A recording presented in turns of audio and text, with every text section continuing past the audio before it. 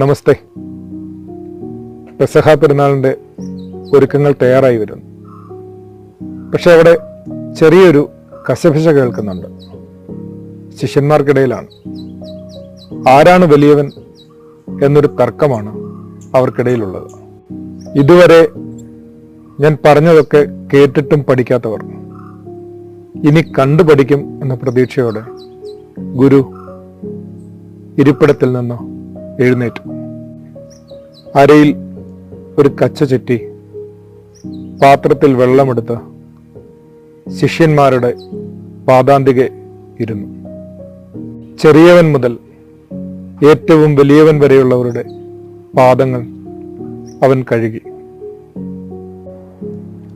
ശരിക്കും വലിയവൻ ആരാണെന്ന അഹന്ത തീരാത്ത നമ്മുടെ പെസഹായൂട്ടുകൾക്ക് മുമ്പിൽ ഇന്നും ഒരു പാത്രം വെള്ളവുമായി അവൻ നിൽപ്പുണ്ട്.